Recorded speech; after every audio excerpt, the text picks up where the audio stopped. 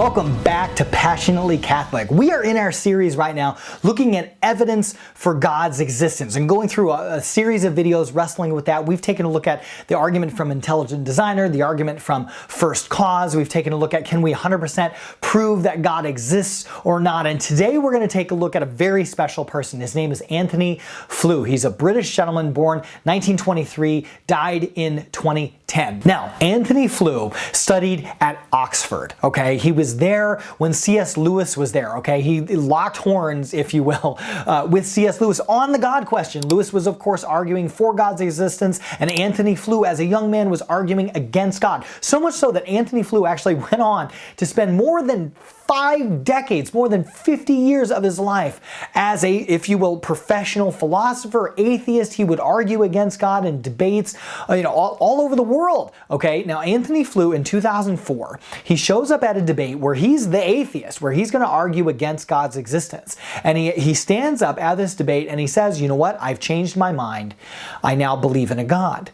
Now, he's not saying that based on the evidence merely that was proposed at that debate. Okay, he had spent years wrestling, well, I mean, decades at this. I mean, he's wrestling with the God question for, 50 plus years. Okay, but, more recently, he was starting to wrestle with some new evidence, and it's even scientific evidence. It's the stuff that I was sharing with you in the first cause argument, as well as the intelligent designer argument, evidence for, even scientific evidence for God's existence. Now, here's why this is so pivotal, is because Antony Flew was an extremely high-profile atheist. Okay, he's known as the grandfather of modern atheism, for crying out loud. Okay, I mean, Oxford student even argued and debated with C.S. Lewis. The man made his career on being a professional philosopher atheist, for crying out loud. Now, here in 2004, he shows up at this debate, and in 2007, he published his book, There Is a God, How the World's Most Notorious Atheist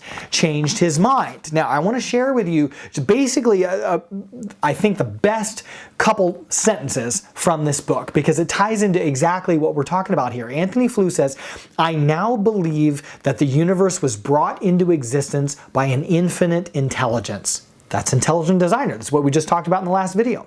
I believe that this universe's intricate laws manifest what scientists have called the mind of God. Again, that's like intelligent designer. I believe that life and reproduction originate in a divine source. Okay, so this tying even back both to intelligent designer, this starts to bring in first cause, all of this kind of stuff. And he touches on that within his book as well, things that convinced him, this argument from an intelligent designer and first cause, and all of the scientific evidence that comes into play to support that. Now, here we go. Antony Flew says, why do I believe this? Given that I have expounded and defended atheism for more than half a century. The short answer is this. This is the world picture, as I see it, that has emerged from modern science.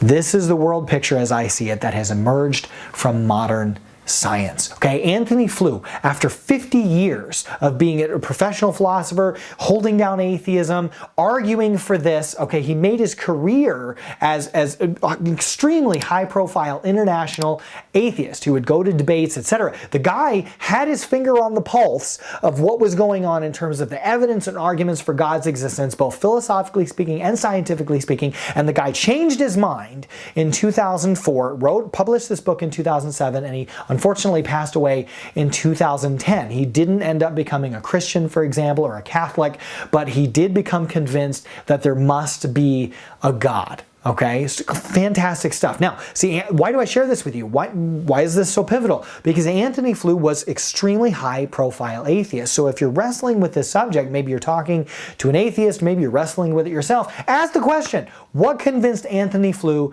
to change his mind? Okay, he's not motivated to change his mind at all. In fact, he's highly motivated to keep himself opposed to religion. It's like St. Paul, right? Like St. Paul was a Pharisee. He was going and capturing Christians. He was debating against Christians. He was capturing them, trying to put this Christianity thing to rest. Okay, actively anti-Christian. Okay, I mean, Antony Flew was actively anti-theist. He was atheist. Okay, and professionally argued against this stuff. Why Why would Antony Flew change his mind? Why would a St. Paul change his mind and leave being a Pharisaical Jew and become a follower of Jesus, part of this movement, the way Jews, and become what would become Christianity? What would cause them to change their mind? Dive in, take a look. What evidence convinced Antony Flew? I've already shared a bunch of it with you as well. Special thanks goes out to our patrons on Patreon who make everything that we do at Passionately Catholic possible.